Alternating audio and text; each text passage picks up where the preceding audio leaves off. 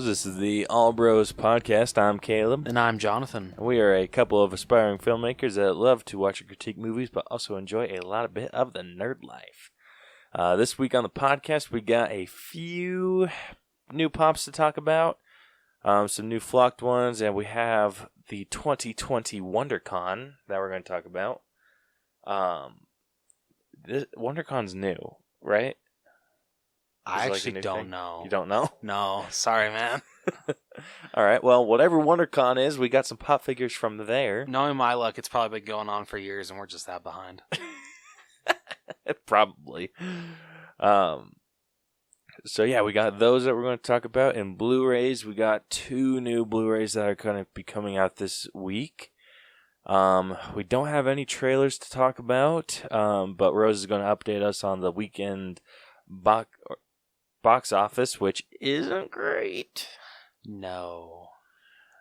Not one bit.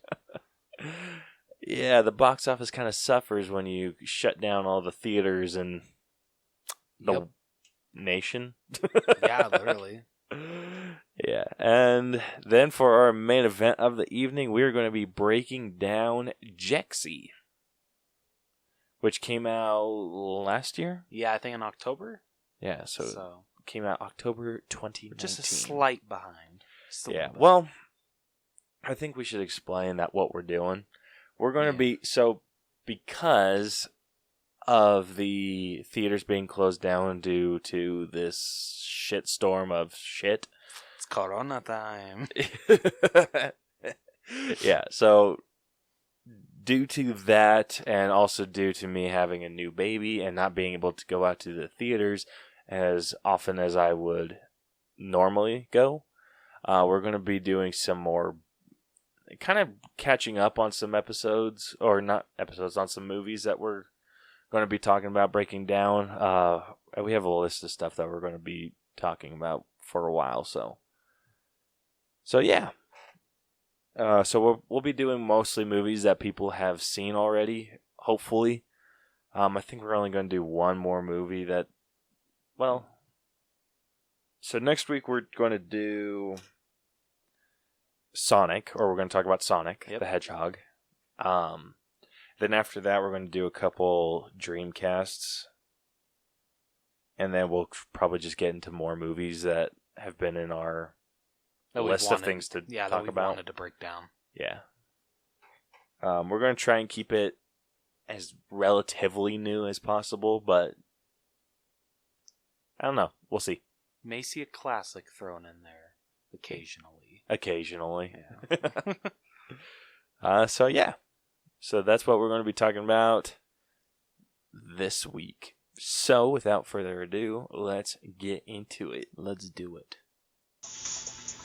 Every day, we're surrounded by media. Books, movies, art, music, games, apps, podcasts, etc., etc. With this constant bombardment, it's easy to miss great media gems in the chaos. But fret not, you've come to the right place, my friend. I'm Jason, and I love media. I invite you to check out the Mixed Media Forest podcast, the podcast where I trudge through the forests of media to find hidden gems for you, the listener.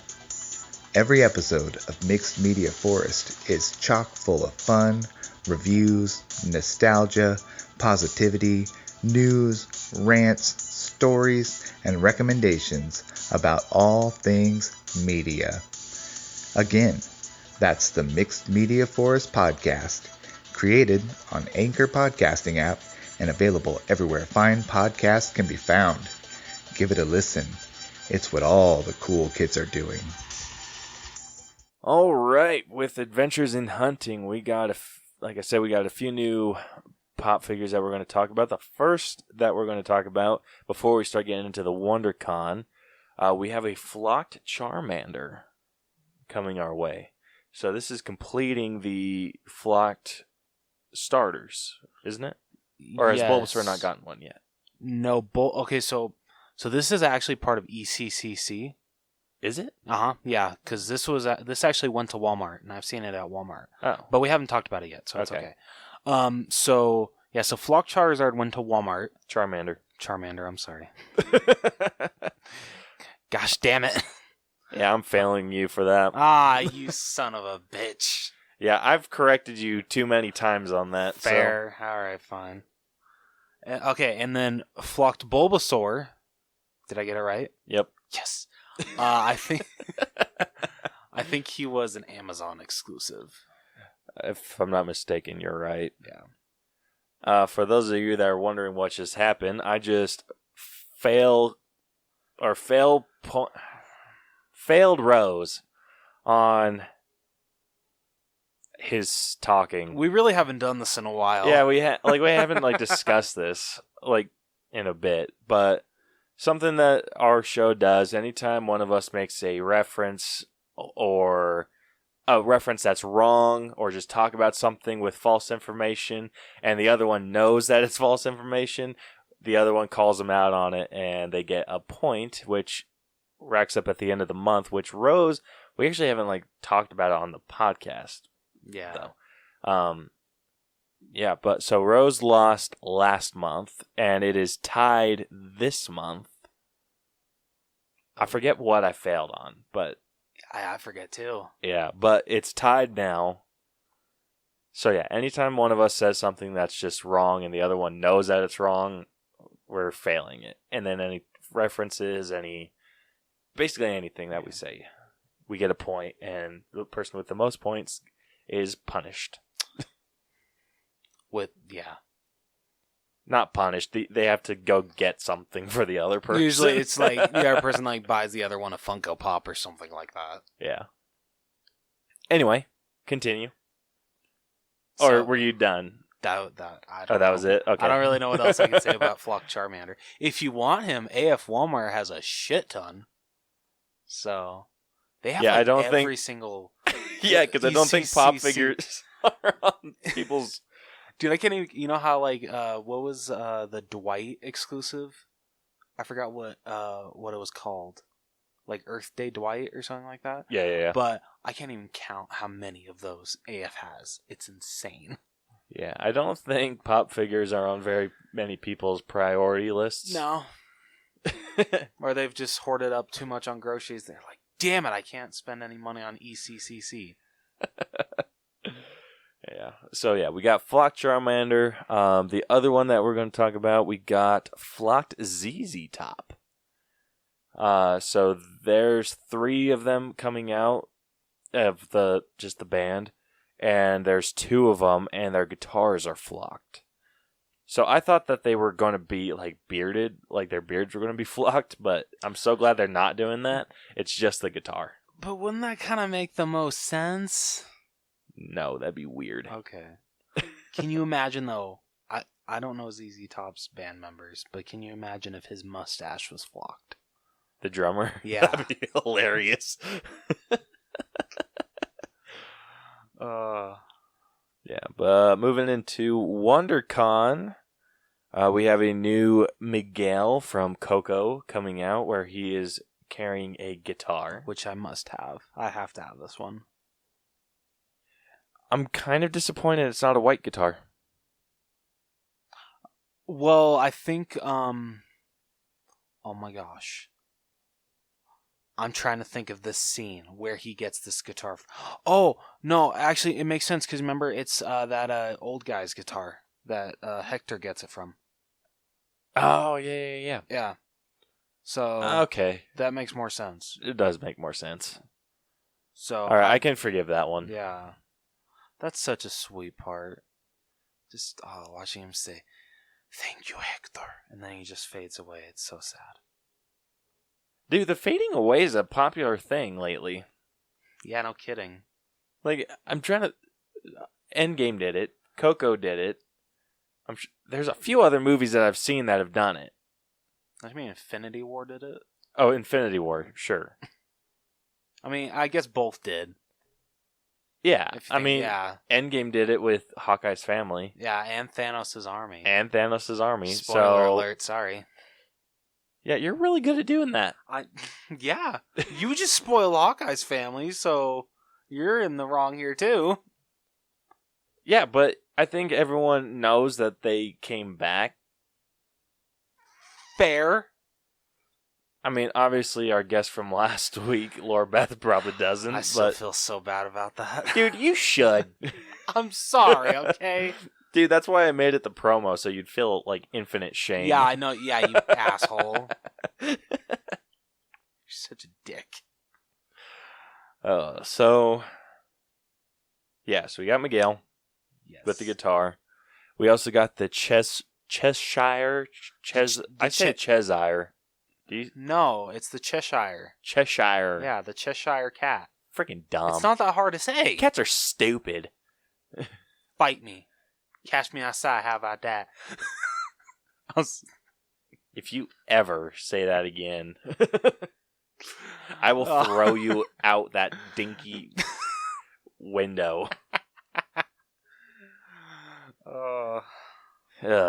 So the Cheshire there you cat go. in the Alice in Wonderland teacup. Which looks awesome. It does look pretty cool. Yeah, so we're getting that. We're getting Boba Fett, and he is painted red with some marking on his face. I don't even know what the marking is. I'm assuming it's like, it means something in Bounty Hunter. I don't know. Like, I think it's an emblem of something. It's probably the Bounty Hunter emblem. Probably. So, yeah, we're getting him. He's painted red, has that, like, as a marking on his face. I think it's supposed to be more like a design, no more than, like, a character, which I'm not a big fan of those. Yeah, I can agree with you there. Like, I feel there's so many other cool Boba Fett's that they could do. The one that I really liked, I think they released it for ECCC, and went to Target, was the Boba Fett. Yeah, it's the one where it's black with the red stripe. Yeah, that's cool. I think that works a lot better than him being fully red with a black stripe. I don't know why. I know it's just like literally just flip-flopped, but for some reason it works the other way better. How do you feel about these patterned figures that they're doing? I mean, I just feel bad for Star Wars collectors that have to have them all. I could honestly care less. I'm not the biggest Star Wars fan. No, I'm just talking about the figures in general. I mean, they're cool, but it's kind of lazy for Funko to do. That's what I was thinking too. Like, yeah, I mean, they're only doing that for Star Wars. Yeah, luckily, but I don't like. Oh, phew. What? Sorry, no. I just read that Miguel. So it isn't said where Cheshire Cat will be shared with, but Miguel will be shared with Box Lunch, so he will be easy to get. Whew. Thank goodness. Yeah, when they open again. That's true. I forgot about that. Sorry, I didn't mean to cut you. Yeah, quarantine's a bitch. Yeah, it is a bitch. Oh, what was I gonna say? Oh, yeah, these pattern figures, I'm not a huge fan. Like you said, I feel like they're kind of lazy, but I mean, it's also kind of not what I go for figures for. Like, yeah, exactly. I go for I go for the Hulk ones just because whatever. Yeah. But the figures that I pick up that aren't Hulk, I pick up because I have some attachment to the design or character, and then just these random ass patterns I don't have any connection to. Yeah. But I do have a connection to, like, the Iron Spider Peter Parker, or like Hawkeye. Yeah, boy. And like Vulture. Like those ones, like those are the characters, or like the Captain Marvel one that you got me for the Endgame one. Like, I love those ones. Yeah. But if it was just like, oh, Captain Marvel, but she's painted red and blue with like some random ass pattern, I'd probably be like, eh. It's like what they did with Snoopy when they painted him like an American flag. Yeah, a little bit, yeah. Yeah, I don't dig it. Dude, I remember I went in day one of that and tried to find one with a good paint job, and I couldn't find any. They all looked like shit. Doesn't that blow? Yeah, way to respect the United States. Yeah, so moving on from Boba Fett, we got a couple flocked Pokemon. We got flocked Pichu and flocked Eevee. And they're freaking adorable. Especially Eevee. Yeah, Eevee's adorable. Eevee works really well flocked. Yeah. Super, super well. Yeah, the only ones I don't think that work very well being flocked were Squirtle and Bulbasaur. I was thinking the same thing. Charmander Squirtle looks like I can kind of let go of Bulbasaur, but Squirtle looks the worst out of them. He just looks awkward flocked. He does. Like, when I think of Squirtle, I'm thinking like the texture of a turtle. Yeah. And then with like Charmander, I'm thinking more like a lizard. So where it's more scaly than anything. Bulbasaur, I don't quite know what I imagine with him, but I'm also, I mean, once he gets to like Venusaur, that's where I'm thinking more like a frog. Fair. So maybe with even Bulbasaur, I'm thinking more frog. None of those I'm imagining are furry. Apparently Funko is. Yeah, I mean Pichu works. Eevee definitely works. Oh yeah, absolutely. Eevee's perfect. I mean flocked. Pikachu would also work, but Yeah. the starters I don't see them being like I just fur. really wanted Detective Pikachu flocked. Oh my gosh. That's what I Dude, when want. are we going to get a freaking Detective Pikachu? Seriously, that's what I want. Come on, Funko. Please. Make it happen. Yeah, so those are the two Pokemon. Next up, we got Captain Atom, the DC superhero, and he looks freaking great. He does look fantastic. I'm loving those red eyes. Those look great. I think the only thing about him, I'm pretty like, from my memory of the Justice League Unlimited, I'm pretty sure he's bald. Oh, shit. But I'm wondering if they were thinking, oh, that's too Silver Surfer. Fair. Or maybe that's like an original version of him. Yeah, I don't know. But it's super cool. Oh, yeah, it's a great looking pop. Yeah, this isn't one that I want to pick up, but you will. If this is one that if I had all the other ones I wanted, this is one I would pick up. All right. Yeah, so that one's great. Then the last couple that we got are some Good Luck Trolls. And both of them are rainbow with kind of a cotton candy blue and a cotton candy red hair. Yeah. And yeah, nothing special about them. With, looks like diamond belly buttons. Isn't that just like a Trolls thing? I don't know. I don't know either. You never like had any interaction with Trolls? I think my sister had one, but I don't remember it that much.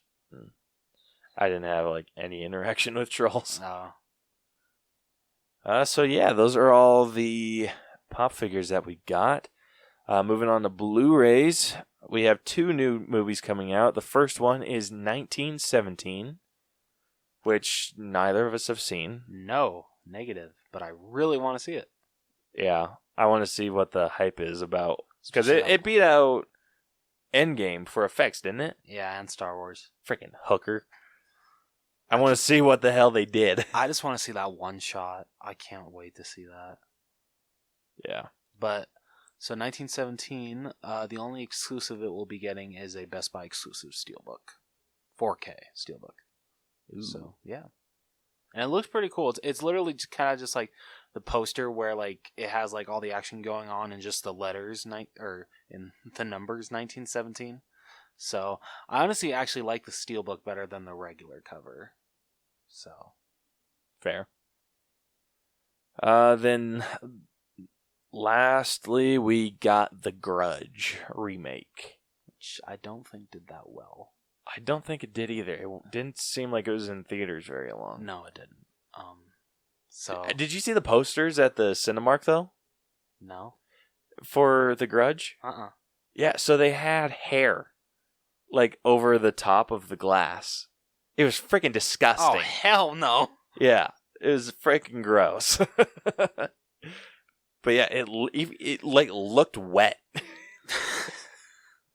That's disgusting. But yeah, like I thought it was just like the poster, but when I walked I saw some people walk past it and the hair moved, and I was just like, ugh. It's kind of like what they did with Abominable. They put like that fur on the. Yeah, I remember that. Yeah, but that makes sense, and that's cute. A little bit. It's better than wet hair. True. It wasn't even like I know it wasn't. It was like greasy. Ooh, Yeah, it was freaking disgusting. I wish I would have been able to experience this now. Yeah, I think it was at the Orem. I only go to the Orem if I go to see a movie with you. I usually just stick with AF. Yeah, I don't think AF would have done that. Yeah, probably not. The Orem one did it, and I'm pretty sure the Spanish Fork one did it too. Oh, wow. That's the one with XD, right? Yeah. Okay.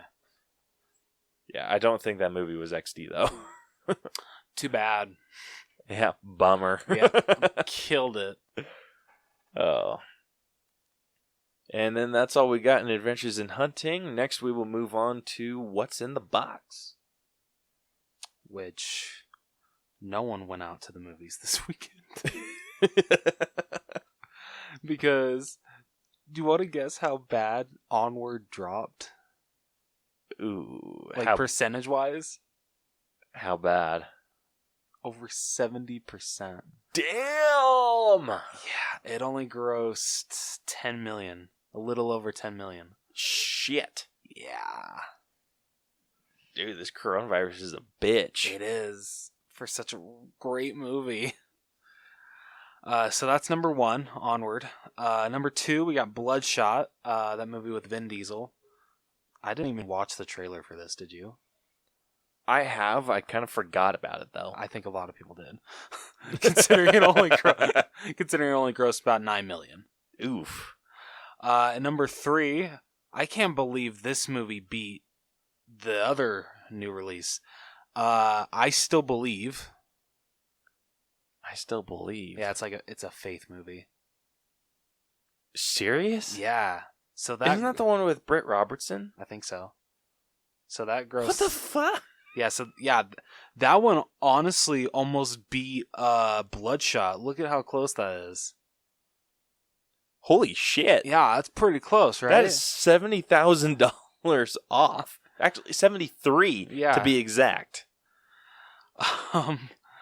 So I Still Believe grossed a little over 9 million, but yeah, it almost beat Bloodshot. Damn. At number 3, at number 4, I'm sorry. We got The Invisible Man, which grossed almost 6 million. Ooh. Well, I mean, it's been out for a while, and it's grossed a lot of money, I think, so. Oh, this isn't like its first opening? No. Oh, Invisible Man's been out for a while. Did you go see that? I did. I loved it. Really, really good movie. Ooh. That might be one I have to check out. Yeah, you should. I'll be buying it, so. Once the quarantine's over. Yeah, right? And then at number 5, we got The Hunt. Which, yeah, I heard that one wasn't doing very well either. Yeah, it only grossed a little over 5 million. Ooh. Oof. I don't know, like I've heard like so and so things about it. It shows at the end that it's not okay for what's happening, but at the same time it's just like, well then why the hell did you make the movie to begin with? Yeah, that one's gonna be a tough sell. It is. I mean, I think it's interesting the way that they did like the poster, like how, or like the whole like advertising is just like, oh, it's like the most controversial talked about movie, and no one's seen it yet. Decide for yourself. That's kind of a cool way to do it. Yeah, that's not a bad way. Yeah, but I don't know. I'll probably like Redbox it. That's what I'll do for The Hunt. That's what I was thinking too. Yeah. It just sucks because like they were going to release and then some big shooting happened. And then they're just like, yeah, let's not. And then they just kept putting it off and putting it off and putting it off. So I think that's what ended up killing it in the long run. I do appreciate they released it on Friday the 13th though. True. But honestly, I think it would have been a better move to have released it when it was supposed to come out. I agree, honestly. Yeah. Like, I don't know. Like, if like you said, it at the end of the movie, it explains, hey, what's going on here isn't okay. I think if they would have, like, I need to see the movie to see if I still stand by this statement. But as of right now, having not seen it, knowing what the movie is about, I think their best chances were just to have released it. And then have everyone throw their big old bitch fit and still go see it. Yeah. And be like, what the hell is this movie about? And then go to see it and then be like, oh.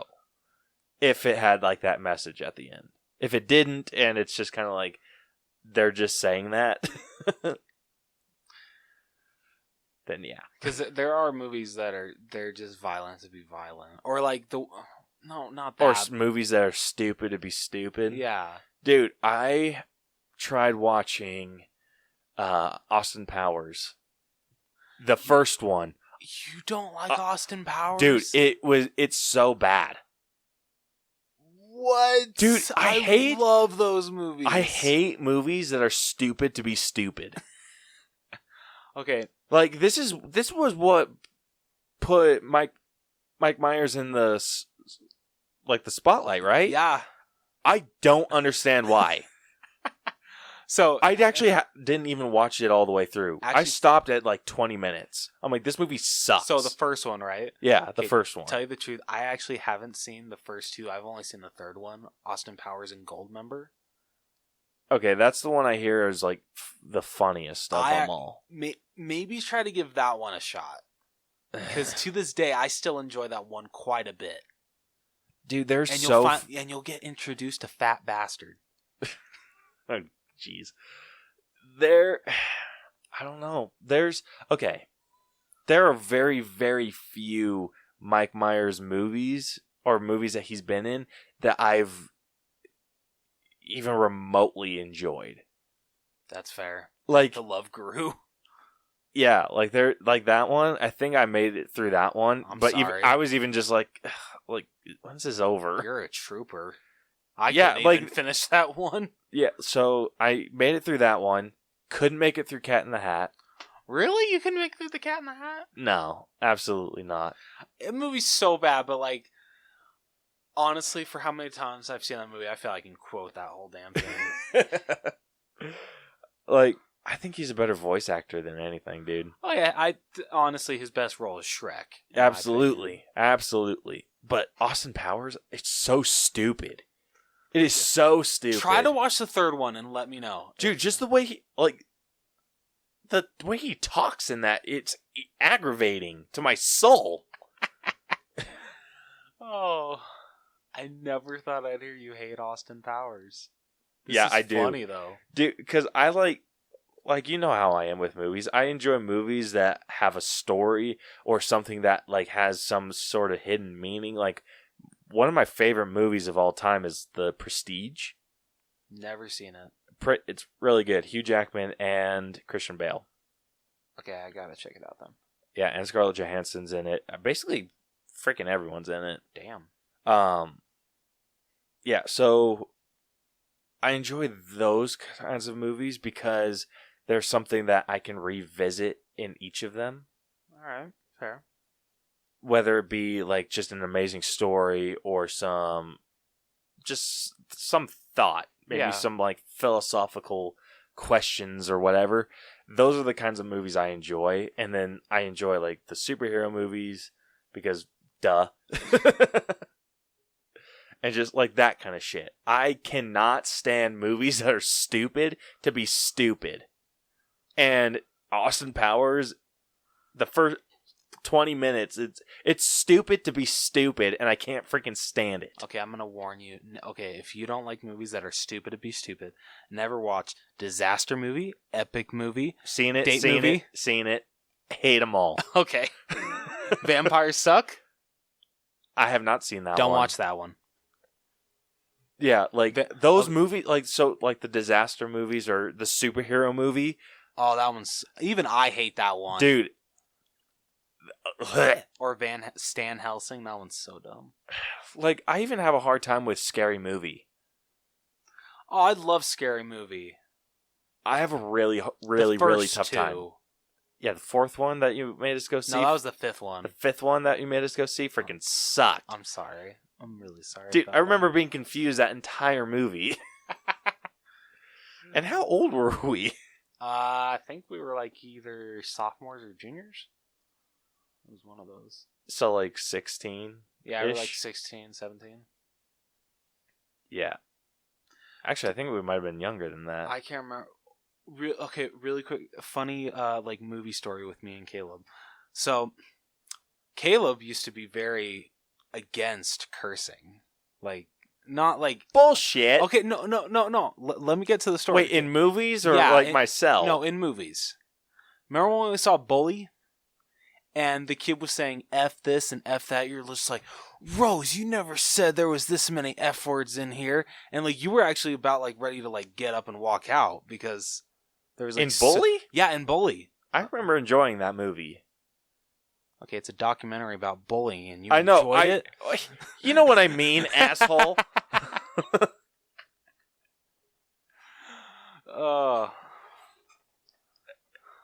Yeah, I remember enjoying that movie. Really? Okay, maybe. Like, I remember giving you a hard time about the cussing. Okay, maybe it was just a hard time. Yeah, because... I don't know, Oh no, I thought the message of that movie was great. It's a great documentary. I love that movie. Sorry, getting off topic here. Yeah, what was your point? Just me freaking out about that? Yeah, I thought it was a lot worse, but never mind. My bad. No, because I'm trying to think. Like, when did that come out? 2013. 2013 or 2012. It was one of those. It must have been 2012, because if it was 2013, that was a year before we graduated. Yeah.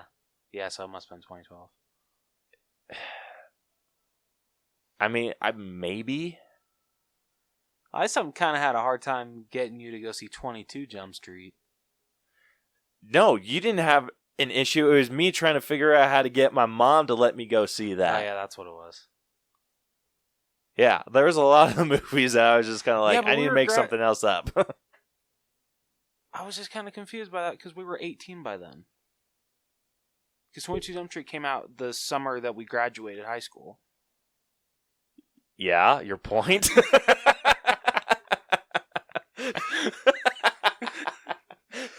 Nothing.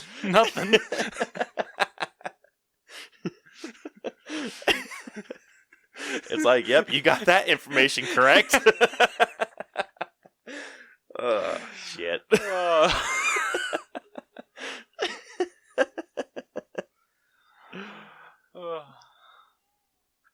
Anyway. So, yeah, that's the box office of the week. It sucks. No point in doing it next week because...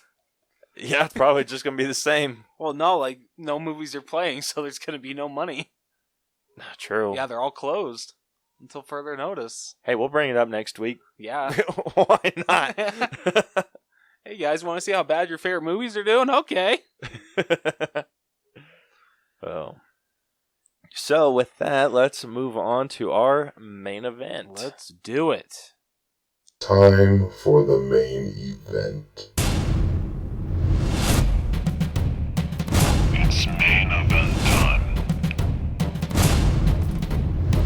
Let's play a game.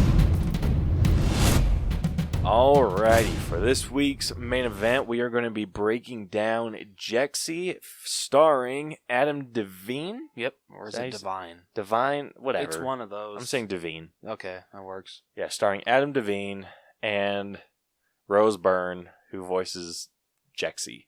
And Michael Pena. So, I don't know the girl's name.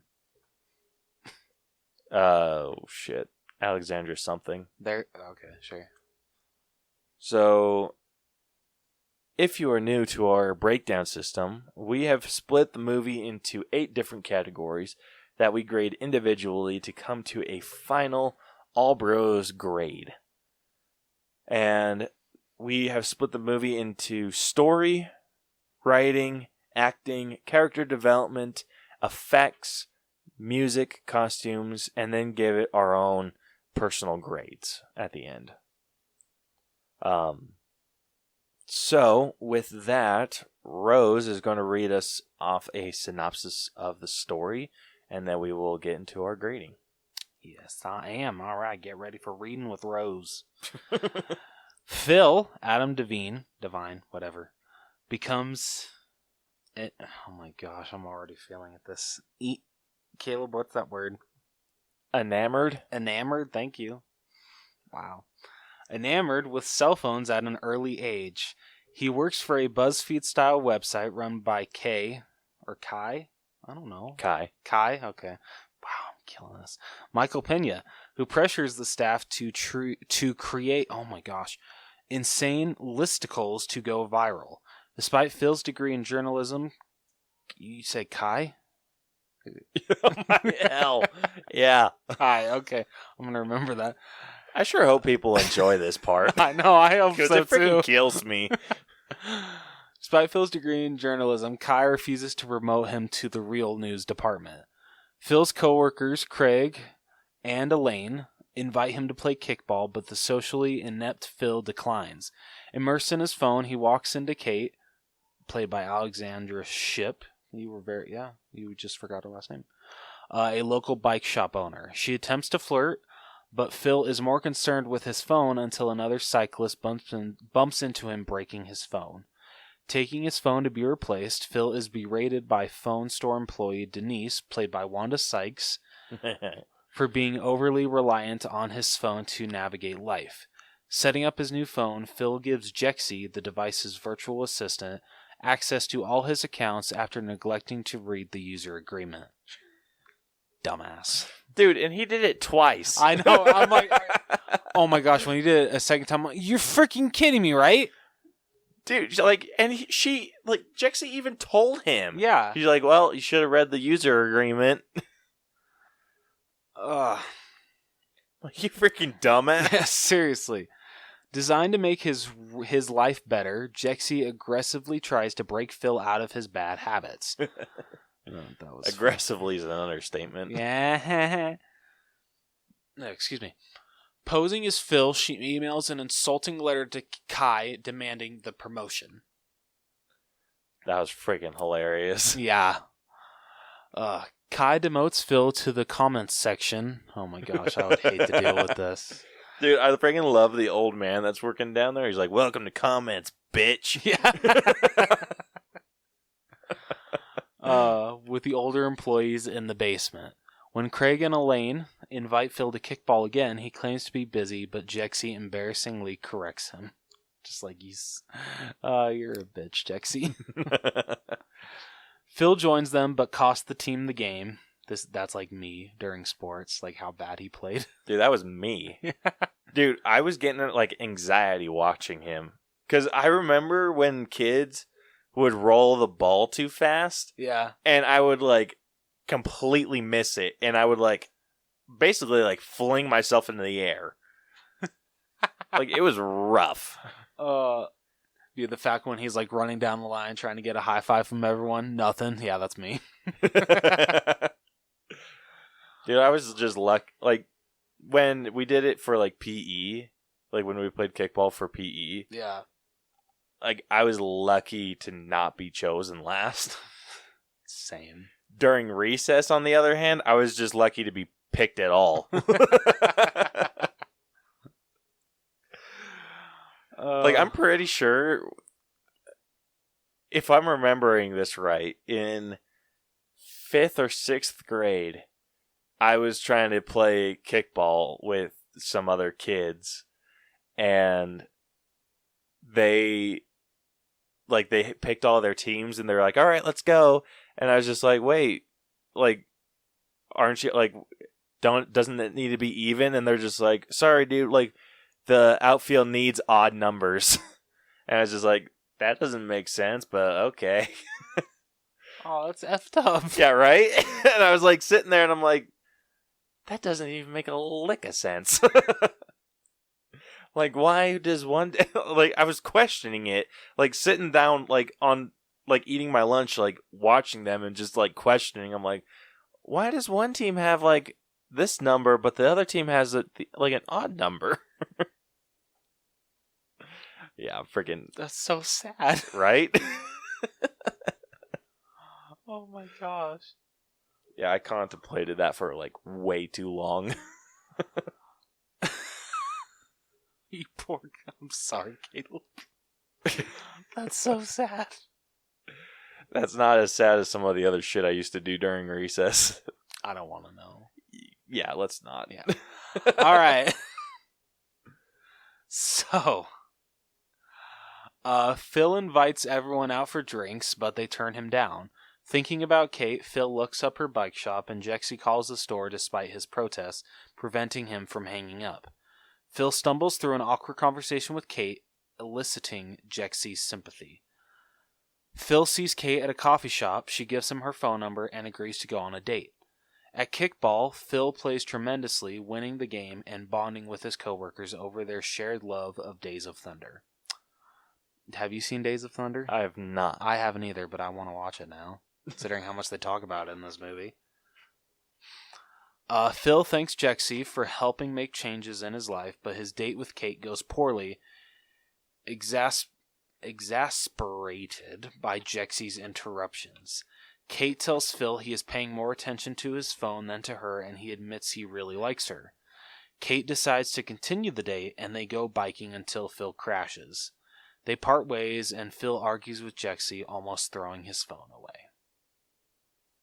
That was a really funny scene. When he was getting ready to throw Jexi out. Oh, he throws her away, and she's just like, oh, you can't live without me. And he's just like, watch me. Throws her in the garbage, walks off. Yeah. And then he comes back, pulls her out, and she's just like, you didn't know how to get home, did you? He's like, nope. And starts walking off, and she's like, it's the other way, dipshit. And he just walks by, and he's just like, gosh damn it. Freaking loved it. Yeah, it was really funny. Dude, and that hill that they were riding down when he crashed? Yeah, hell no. Yeah. That. I freaking love the guy that he's just like, yeah, he's dead. He'll be fine. No, he's dead. Yeah.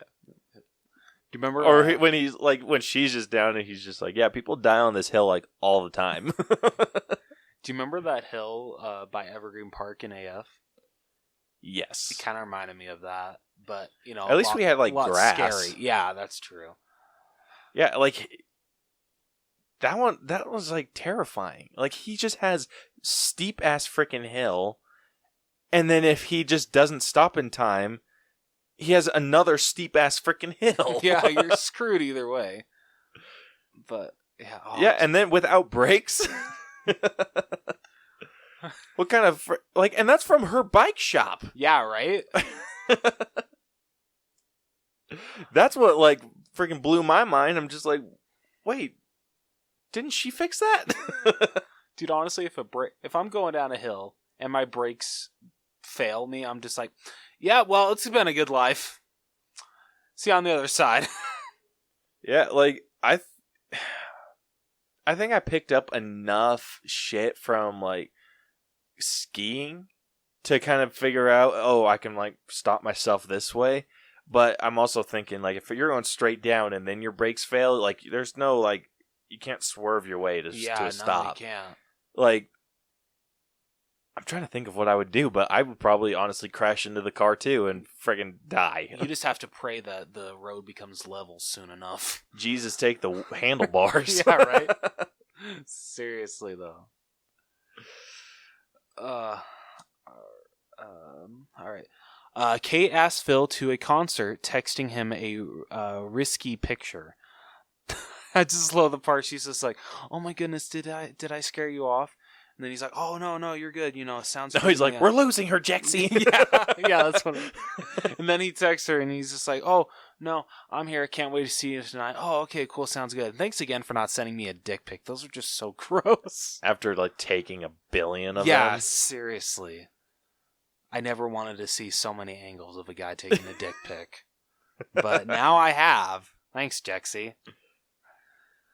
Okay, Phil decides to... Oh, okay, this is literally just what we talked about. Phil decides to respond with a picture of his penis, taking multiple shots against Jexi's advice. She refuses to... So, for anyone wondering what the risky picture was, it was a picture of her boobs. For anyone wanting Covered up at that. Yeah, that's true. Like, It was literally just her cleavage. That's what was really showing. Yeah. So is it really a risky picture? It was... Okay, it's risque, the way that they spell it. Yeah. But, I mean, kinda. All right. She refuses to send any of them, and Kate thanks Phil for not sending a dick pic. Kai promotes Phil after a real news writer suffers a freak accident. Leaving for the concert, Kate insists Phil leave his phone at home, much to Jexi's dismay. Doesn't she say, "Who dis, bitch?" Yep. After sneaking backstage and partying with Kid Cudi, I actually didn't even know he was a real artist. I didn't either. Yeah. He actually writes some pretty good songs. Decent enough. I mean, I'm not super into that music style, but I mean, it was pretty good. Yeah. I mean, I'm interested to see if he does more stuff like that, because I could see myself listening to music like that. It's just kind of not my style. I get you. So after they party with Kid Cudi, Kate and Phil have sex. When Phil returns home, a jealous Jexi decides to ruin his life. Phil is fired after Jexi sends one of his pics to the entire company. No, he sent all of his pics. Remember that? Oh yeah, she did. She sent all. She's like, yeah, the whole office got 53 of these. Yeah. He buys another phone, but Jexi downloads herself onto it. Phil visits Kate to discover her ex-fiancé, Brody, is back in town and breaks off his relationship with Kate for fear of being hurt. Reconnecting with Jexi, Phil reverts to his bad habits, becoming a slob dependent on his phone again. Jexi lets slip that Brody is at a hotel, and Phil deduces that she used Brody to separate him from Kate. He storms out, leaving his phone behind, but Jexi follows him through the streets. Chasing Phil in a self-driving car, Jexi crashes into the phone store and declares she and Phil are meant to be together forever. Phil seemingly surrenders, but tricks Jexi into shutting down for 15 minutes. Finding Kate at the hotel, Phil apologizes and punches Brody, who explains that he is leaving for Brazil without her. Phil and Kate get back together, and he makes up with Jexi, who tells him she is proud and happy for him, but there are other people who need her. Kai meets Jexi through his own phone and is put through the same things Phil endured. So not a bad story. No, I mean, it's not. The movie was fun. It was very fun. Yeah, it's not anything that's going to give you some sort of deep-rooted message or whatever. No. It's just one of those movies. It's fun to watch. Yeah. I had a good time. If you're into the crass humor, it's a really good time. If I compare it to the show Workaholics, which is actually Adam Devine's in it. Devine. Oh, hey. Yeah, so he's in that. Say it. He's in quite a few different things, but he has a very particular humor style. Yeah. Kind of like Jack Black. Very physical, Yes. loud humor. Yeah. So, and self-deprecating, which, I mean, that's just funny. Yeah, it's very funny. One thing that I have noticed about him in some of these movies that he's in, and I don't know if this is just him, but, and I know this is a weird thing to point out, but when he was, so when he's doing the, pictures, where he's naked. Yeah. It there's a point where it shows him naked. Yeah. And I've noticed in his movies that he has scenes like that, but he doesn't seem to do that with like the women. Like it was some of like the movies that he's in that I've seen that are rated R. It's usually because he's naked and not like one of his female co-stars. And I kind of appreciate that. Yeah. I don't know if he's like doing that on purpose or what, but it's just something that I've noticed.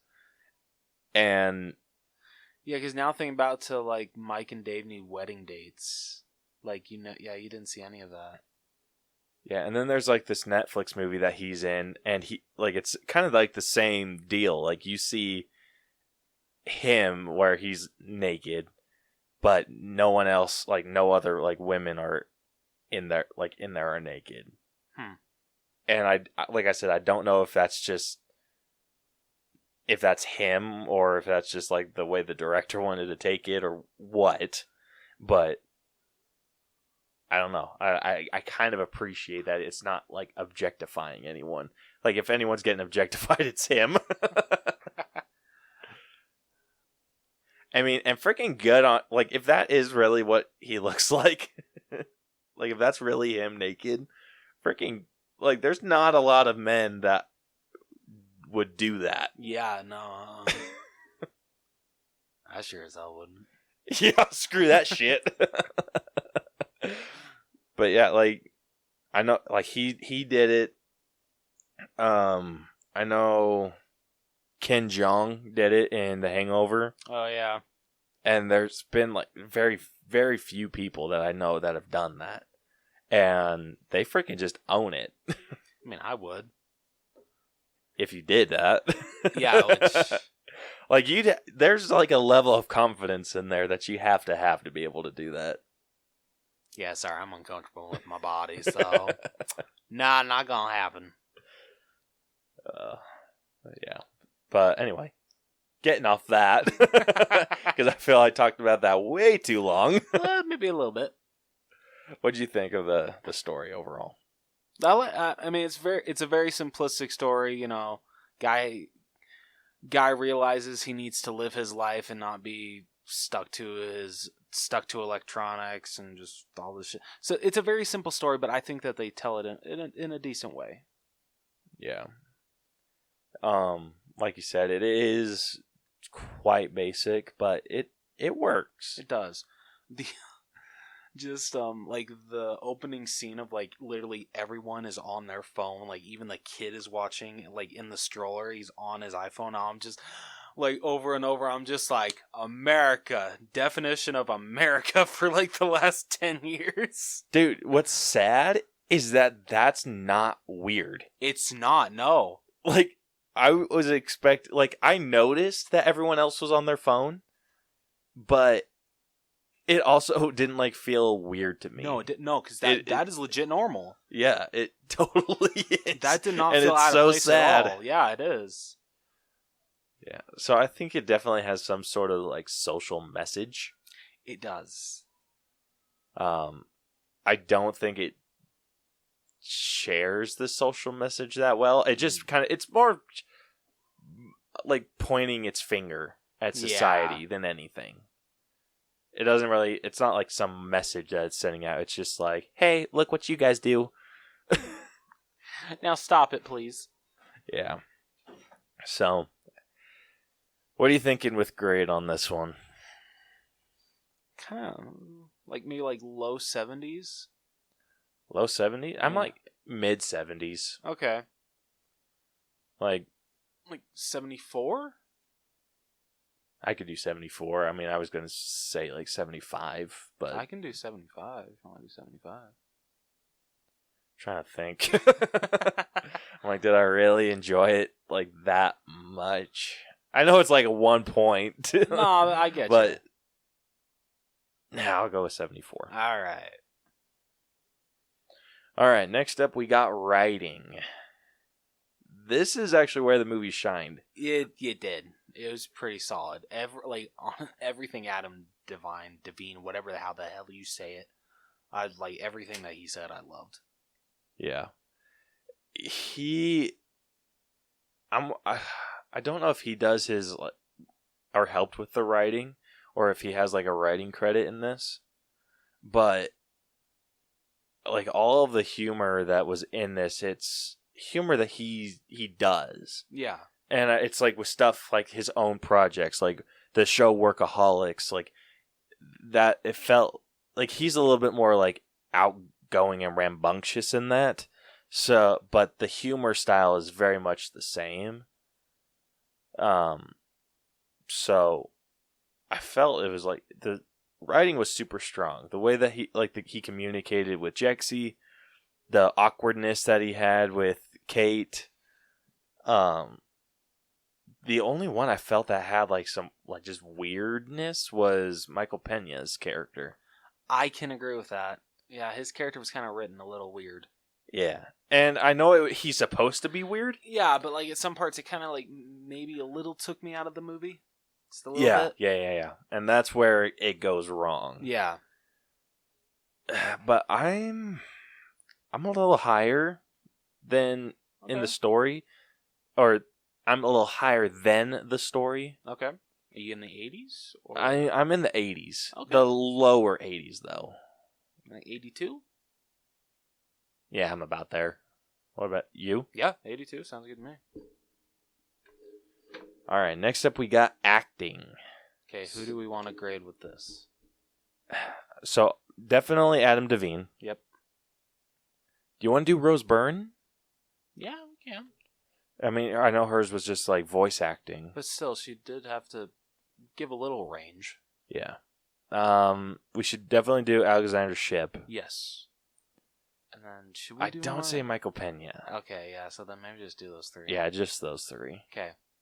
All right, so first off, let's start with Alexander Shipp, which I'm going to look up her IMDb, but so you can talk about her. Honestly, I think she did a great job. I think she was a great love interest. I thought her story was like very interesting. How like she kind of like had it all. You know, like she had a fiance, nice apartment, good job. You know, like kind of like living the life, and then she finally just woke up one day and she's just like, I don't know if this is really how I want to live my life. I kind of want to live it on the edge, or, you know, like really like actually see the world. So, like, and oh my gosh, what's her name again? I'm sorry. Alexander Shipp. Alexander Shipp. She played that very, very well. Yeah, no, I don't really have a lot of like negative to say about her. She did a really good job. I agree. She did really good. So she is actually, Storm in the new X-Men. Oh shit! Yeah. Oh my! I was trying to like is. place her. So yeah, she plays Storm. In X-Men, Dark Phoenix, Deadpool 2, uncredited. Yeah, I was gonna say what? Yeah. So she was Storm. That's awesome. Yeah. So that's where I knew her from. Yeah, like, I recognized that face. Yeah, she just does an accent in her other role. Yeah. So that's freaking awesome. Yeah, that's super cool. But yeah, I agree with you. She did really well in her role. She played flirty really well, which I know flirty is like really, it's not like a hard thing to do, but it's a hard thing to get right. Yes. And she played off like when he called her and was saying like, oh, like, it's not what it seems. I was just looking up at pictures of you on the internet. And she's like, you understand how that's creepy? And he's like, yes, that is like the way that she just super cool, super chill. Just like, you see how that's creepier, right? And like, you do realize that it is calling someone's phone at 10 o'clock at night is not a great way to get their actual number. Yeah. But yeah, like, I don't know. I just really like that. Yeah, no, I did too. So what are you thinking for grade for her? For her, I'm not in the 90s, so I'm maybe mid 80s. 86?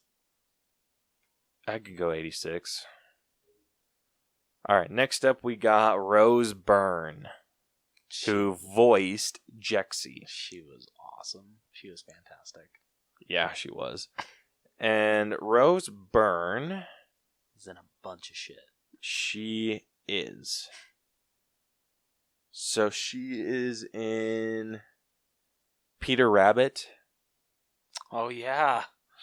Forgot about that. She is also in... Oh, she's actually in the X-Men Apocalypse as well. That's who? Moira McTaggart. Oh, okay. Oh, you're talking about. Isn't she also in Neighbors? Yep. Okay. Yeah, she's in Neighbors. It's Kelly Radner. Oh, yeah, Seth Rogen's wife. Yep. X-Men First Class. That's all I think she would be known for. Okay. So that's a pretty good list. Yeah. I mean, she's in a lot of other stuff. So, Peter Rabbit 2, the first Peter Rabbit, Instant Family. But those are just the bigger roles that she's in. All right.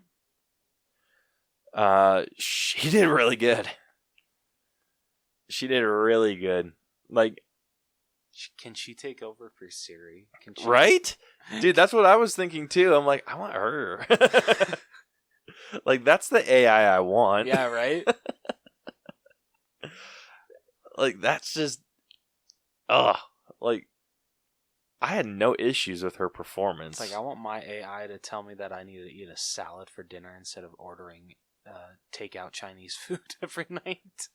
Dude, I loved his reaction to that. He's like, why the F am I eating this tiny ass salad? And she's just like, or when he's actually eating it, and she's just like, how do you like it? And he's like, I hate it. And the fact that she's just like, would you like me to turn on porn for you now? And he's just like, no, I would not like you to do that. Well, from my database, it looks like you watch porn every single night around the same time. And he's just like, nope, don't remember that. I don't know what you're talking about. I freaking love, like, just, if phones were that sentient, like, we would be in trouble. Oh, yeah. Oh, we'd be screwed. But I would also, like, really appreciate the freaking making my life better through, like, that tough love. Yeah. Like, just kind of, like, ruining shit to make it better. Like, I don't know, but there's just, like, an appeal to that with, like, I know, like, parents try to do that, but there's just something about, like, your phone doing it. Like, it just, like, it would suck. Do we want to talk about the... Oh, the freaking... No. I don't.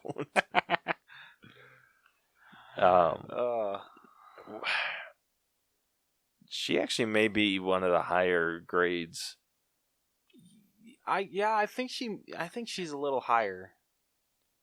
Yeah, so we gave Alexandra an 86. I'm like maybe 88, 89 for her. Not quite in the 90s. I can go like an 88. An 88? Yeah. Okay.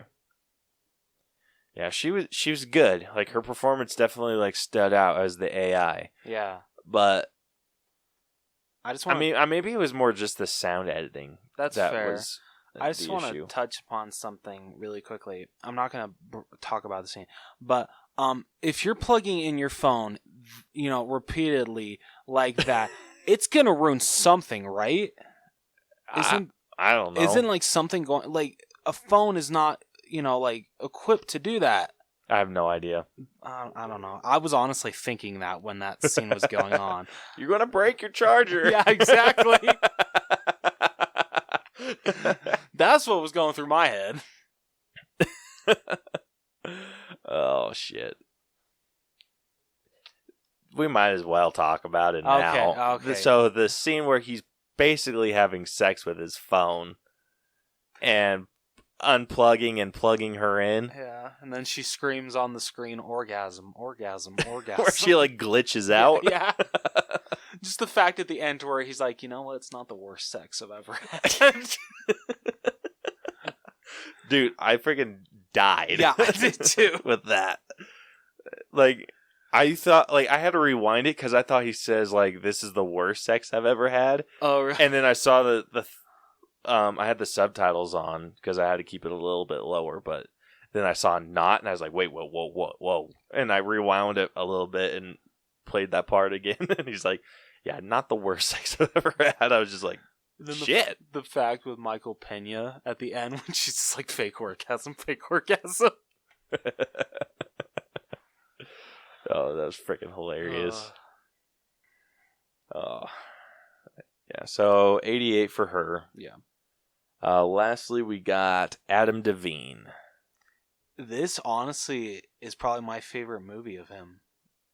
This honestly might be my favorite role of his. Really? Yeah, I really liked him in this. Even more than like Mike and Dave Need a Wedding Date? Yeah, I don't really like that movie a lot. I get you with that one. Like, honestly, I like this movie better. Like, what else have you seen him in? Pitch Perfect. Oh, really? Yeah. Like, anything else? I've never seen Workaholics. It's a funny show. Okay. It's kind of one that... It's not like quite on the level of being stupid to be stupid. Yeah. It's definitely up there.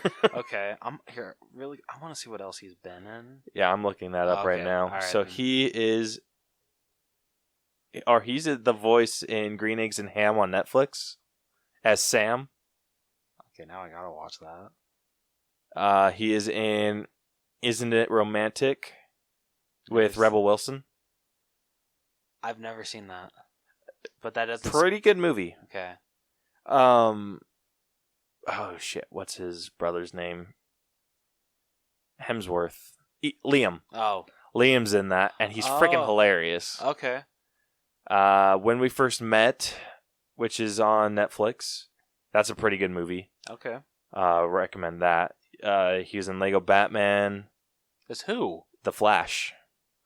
Oh yeah, I forgot about that. Yeah. He was in a TMNT short. As who? Raphael. Which short? Don versus Raph. Is there a picture of it? No. Damn it. Okay. Mike and Dave Need Wedding Dates. Ice Age Collision Course. Pitch Perfect. He was in Steven Universe as Really? Pizza Steve. All right. Neighbors. Oh yeah, he was. Pitch Perfect. I know he's in Pitch Perfect and Pitch Perfect 2. He's not in the third one. Mama's Boy. I've never seen that. I haven't either. I wanted it's to. funny. Yeah, I've heard that as well. Yeah, and then Workaholics. He must And have then he's in a few Modern Family episodes. Didn't Mama's Boy come out a little while ago? So he must have been pretty young in that one then. Yeah, actually, how old is he? I'm like late 20s. That's what I'm guessing. So he was born in 1983. Okay, so he's 37. Wait, 83. I'm sorry. I don't know. What the shit? Wow. Okay. This just proves how great I am with math. You said 1983, right? He's 36. So you weren't that far off. He Yeah, so does don't not give me look that. like he's 36. He doesn't. But yeah, I was thinking, yeah, because my sister's almost 30 and she was born in 1990. So yeah, that makes sense. Yeah, don't give me that look, you bitch. That's weird. Yeah, he does not look almost 40. Dude, Rebel Wilson's 40. What? Yeah. How old is Anna Kendrick? With how this is going, probably like 50. I gotta know this now. 34. Really? Yeah. Wow. Dude, she's older than Blake Lively. She's still gorgeous. What do you mean still? Like, duh. Yeah, okay, fair. Gosh, that's weird. That is so weird. I can't believe Rebel Wilson is 40. Her birthday present was being in Cats. Oh, no. Oh, shit. So, anyway, what are you thinking with him? He's pretty high for me. Yeah? Like, I'm at like, maybe not like the high 90s, but I'm definitely in the 90s for him. Honestly, I'm like at 89. Like, I want to give him a point higher than Jexi, Okay. but I can be talked into like the lower 90s. Because I really enjoy him. I don't know. I don't really know what else I can say positive about him. So I mean, if you want to give him an 89, I can deal with that. Just because I really enjoyed his performance, I'm going to give him a 90. Woohoo! Yeah. So that averages our acting grade to 88. All right, next up we got character development. So I think we should just definitely talk about Adam Devine. so Phil's progression. Yeah. Pretty good progression, I feel. You know, he goes from a guy that's just basically addicted to his phone, relies on it for everything, to a guy that finally realizes, you know, there's more than just what's on a screen. Like, I need to actually live my life, experience it, go out and do stuff. Yeah. I feel like this movie could have been a little bit better if they would have just kept it with Jexi trying to improve his life and not the whole, like, Jexi falls in love with him and, like, basically makes him do his decline.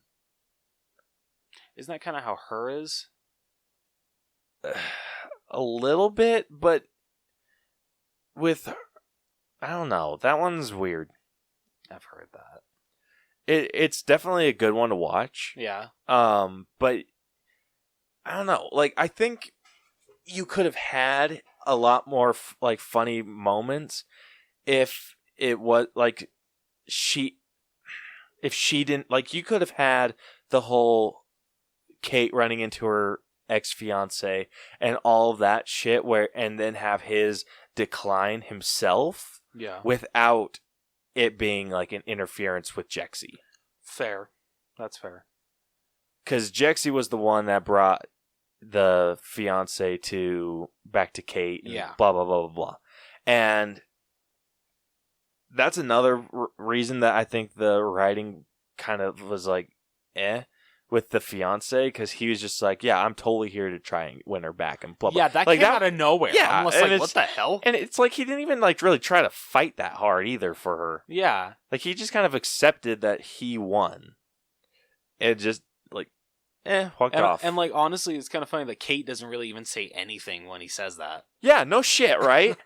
Like, she just kind of, like, it's kind of like she didn't hear it. Yeah, right? And Yeah, I'm like, seriously. you're right there. No, okay, so getting back to Phil's, like, arc. I didn't care for it.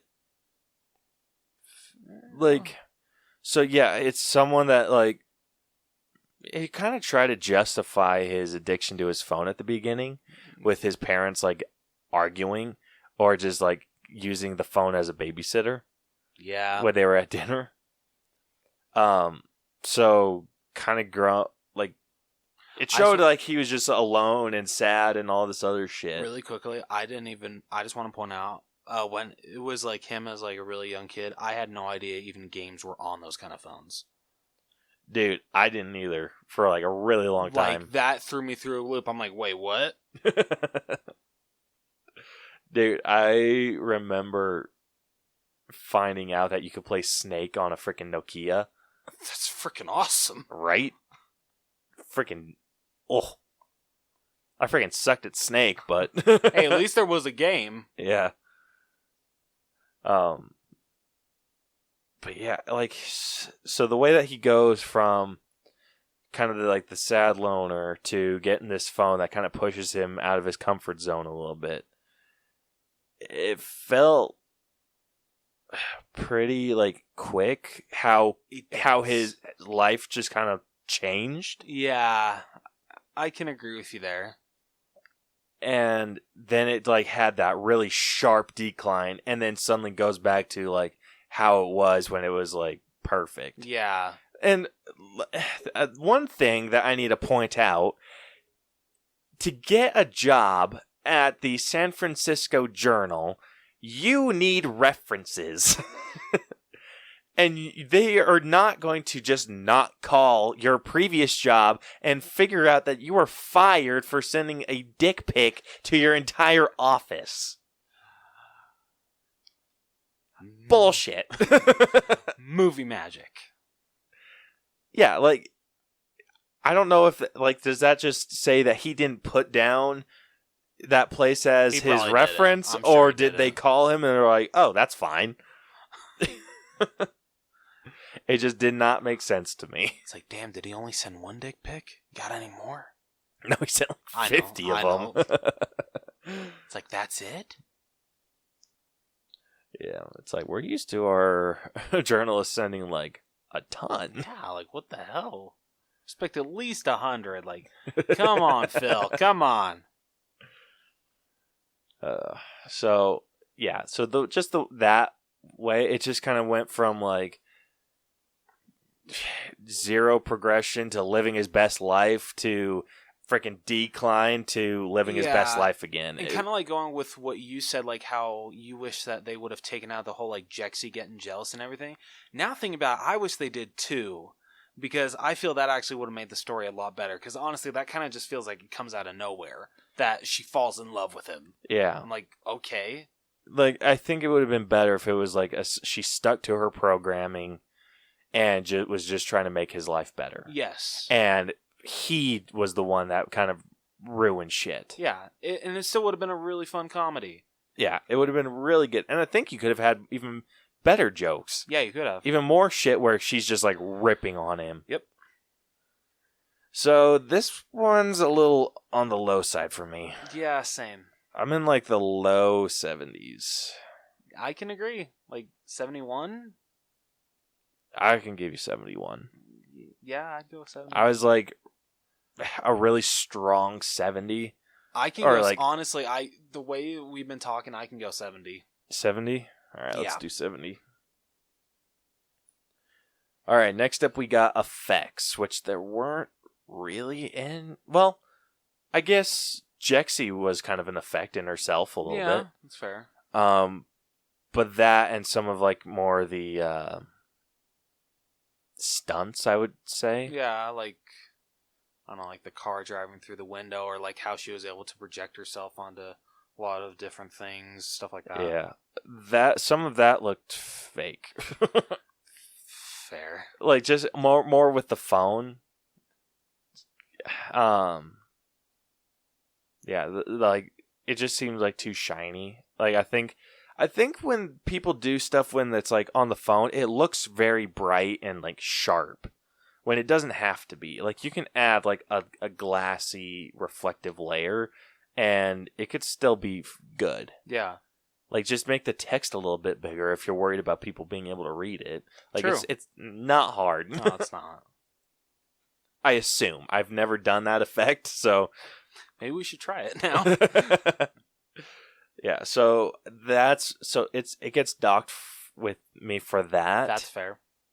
That's completely fair. But I'm in maybe the mid to high 70s. Okay. For that. But it does get bumped up because of some of the stunts that they were able to do. Yeah, especially watching Phil just freaking fly off his bike. That looked pretty convincing. Yeah, that. The way that when he was playing dodgeball. Yeah. And kept getting hit in the face with shit. I mean kickball? Kickball, yeah. And kept getting hit in the face. And, yeah. And that was hilarious. That was very funny. So, with that, I'm in maybe the low to mid 80s. Okay. Where are you at? I'm like altogether like high mid 70s. So like I'm like maybe like a 77. 77. You want I to go can like be- 79? I can do it. Cool. All right, next up we got music. I really liked the music in this movie. It was pretty good. Yeah, I honestly actually downloaded a lot of the music that was in this after I Yeah? watched it. Yeah. Yeah, it was a pretty solid soundtrack. There wasn't anything that like stood out No. or didn't feel like part of the movie. Everything felt very well included. Yeah, it fit very well. Yeah. I appreciated that they chose Get Ready for the Wildlife when he was dominating at kickball. That was pretty great. Yeah, that was pretty good. I do feel that there are some soundtracks that are better. Oh, but yeah. I'm like 8, maybe could be talked up to a 9. I think it's like a perfect 8. Perfect 8? Yeah. Alright, cool. So 8 it is. Alright, next up we got costumes. So Kind of like day-to-day attire, really. it is. There wasn't anything like outstanding about it. Yeah. So I'm like 6. Yeah. 6. Yeah, that sounds good to me. You guys were perfectly average. Yes. All right, last up, our own personal grades. So I'll let you take this one. Crap. So I mean, overall, like going into this movie, I thought it was just gonna be like a stupid comedy, and I only spent $5 on this movie. I got it from Best Buy, so yeah, I honestly didn't know what else to buy because I had like a $5 certificate and it was $10. So I was like, you know what, I've been wanting to see this, so why not? And the trailer is kind of, I don't know, like after watching this and then watching the trailer again, like the movie's a lot better than the trailer makes it out to be. Oh yeah, for sure. But yeah, like I was pleasantly surprised after I finished this. It's a fun comedy. I had a good time. Like, yeah, there are some negatives. You know, the story, like the character arc's not great, and there's some like lacking parts in the story. But overall, it's just a fun comedy. So, personal grade, I'm at like, I can't decide if I'm at like a 77 or a 78. Well, that's up to you. I know. 77.5. No, 78. 78. Yeah, so I'm at a 78. What the shit? What did you do to your calculator? I didn't do shit to my calculator. What the ball sack? You want to use mine? What? Okay, that's fine. Okay, you're good. So, I'm with you. I wasn't expecting this movie to be as good as it was. I may have enjoyed it a tad more than you. Oh, okay. Just the dialogue, like the writing was freaking phenomenal. With That no, with, it was not like overall, but with Yeah. Jexi, like the dialogue between Jexi and Phil was freaking perfect. It was. I can agree. It was hilarious. Like there was a lot of like just caught me off guard laughs, and that's what I enjoy most about comedies. So I mean, I'm not gonna be like much higher. Like I'm in like 80. Okay. I've honestly, I can't remember when I decided this, but I've always decided if a comedy can get me to literally cry so hard that I'm laughing, it's done its job right. Yeah, and this is one that I think did its job right. It did, absolutely. Yeah. So that our scores together average out to 79. Not bad. Yeah. So with that, our final grade comes to a C+, sitting at a solid 79%. I agree. Yeah, C+ I do is too. perfect for this movie. So a 79. It is like right on the verge of B-. It is, so our cutoff score for a B- is 80, and it's at Damn. 79. Damn. So I actually agree with this. Like it being closer to a B- than a C. I agree. It's a solid movie. Definitely worth a watch. Like, It is. yes, it's not going to be like super fulfilling, like have a good message at the end or whatever. But if you just want to have a good time, just shut your brain off and have a freaking amazing laugh, this is a good movie. Definitely check it out. Hell yeah. So, let's see what other C+ movies we have. Yeah, I'm interested now. Jumanji: The Next Level. It's actually above that. Really? Yeah. Wow. It is also above The Addams Family. Yeah, I can agree with that. It is 0.5% up or below Good Boys. Good Boys was a little better. Yeah. It was a bit below Aladdin. So the live action one. Let's see. It was it's above Spider-Man. 2002 Spider-Man. Really? Oh. Yeah, so Spider-Man's at 76%. Oh, wow. Okay. Let's see any others.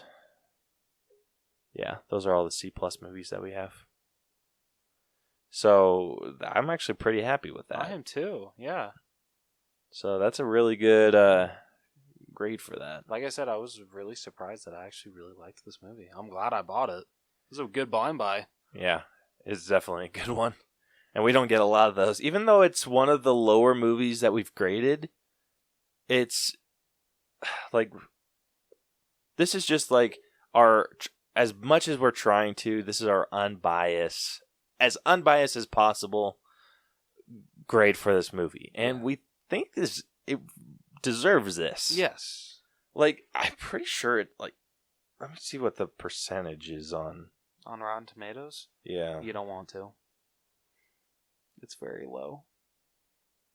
All right. Jexi is sitting at a 14%. Yeah, told you. On Rotten Tomatoes. It does not deserve that. It doesn't. No, it doesn't. Yeah, but the audience score is 71%, which is a little bit more fair. Yeah. But still not. But at least we know, like, we're kind of like in the minority that we did enjoy it. Yeah. A C+ is more than fair for this movie. Yes, I completely agree. So, I mean, the audience, the critics... I mean, let's face it, there's a lot of movies that we hate that, like, critics give, like, acclaim to, so... That's rough. Star Wars: The Last Jedi. That's rough. Yeah, some of these people are, like, really rough on this movie. Like, someone gave it a D+. Damn. Yeah, right? Go F yourself. 2 out of 5. 1 out of 5. It is not that bad. Yeah, like, some dude... Like, I'm not gonna, like, call anyone out or by name, but someone says, all I really know is I did not like Jexi, and it's hard for me to imagine many other people will. Like, come on, dude. That's what I have to say. Someone put, if you want to make a movie with some regressive, oft-repeated views on technology, at least commit to the bit, otherwise don't bother. What an asshole. Oh, piss off. Someone just put, this is an average comedy about a smart aleck phone. And you're an average critic. Yeah. Yeah, and who grades it 2 out of 4? Freaking yeah, seriously. Surely bland cultural insights can't defeat a film whose main attraction is the promise of stupid, raunchy fun. Reader, Jexi fails even at that. D+. Oh, kiss my ass. Yeah, like, come on, people. Yeah. Like, obviously, if you didn't like a movie, like, you can find redemptive stuff in every movie. Mm-hmm. even like the most shitty movies. Like I'm not going to be the type of person that's going, like, if we ever do get around to like breaking down or reviewing freaking Austin Powers, I think I can objectively grade it. Can you really, though, find anything good in disaster movie or epic movie? Parodies, that's a tough one. Yeah. Date movie, I actually enjoy date movie. It's decent enough, but epic movie sucks and disaster movie is awful. Disaster? Yeah, exactly. Yep, exactly. It is awful. Yeah, but I don't think parodies are supposed to be good. There's some parodies that are good. Very few. Like, I know you don't like them, but the first Scary Movie. I have not seen that one yet, but Okay. I have seen some of the others. The first Scary Movie, I think, is actually a very good parody. Okay. I might check that one out then. But, like, objectively speaking, you can, with parodies are a little harder to touch upon. Yeah, true, fair. But even with, like, Austin Powers, like I said, I don't care for Austin Powers. But I know I'm not the target audience for it. Yeah. And it's like the same like with Peter Rabbit. Like I'm not, or like the Emoji Movie. We're not the target audience for that movie. Yeah. The target audience is little children that don't know good cinema. They just like bright colors. Yeah, and that's what it does. And Yeah. it has like funny jokes, things that they can relate to. Like, I mean, Patrick Stewart plays poop. Can you really ask for anything else? yeah, like it's just like fun shit like that. Like, we're not the target audience. We're not even the target audience for like Wreck-It Ralph. Yeah, that's true. Like, yes, like even with Onward, like we were not the target audience for Onward. No. But we did enjoy it, and we can objectively grade it. Yes. And I think that's what a lot of other critics are failing at. They're just like, oh, I thought this movie sucked. Let it burn in hell. And we're not like that, I don't think. I think the only one we freaking just like ripped into is 50 Shades. Yeah, I think that's it. But yeah. So, pretty happy with the C+. I am too. Very, very happy. If you see this movie, like want to red box it or whatever, recommend it. Yeah, absolutely. Just don't expect anything deep from it. Exactly. So yeah. Well, that concludes this week's breakdown. Next week, like I said earlier, we are going to be talking about, or we're going to do a breakdown of Sonic the Hedgehog. And then we came up with a couple plans because we haven't done a Dreamcast in a while.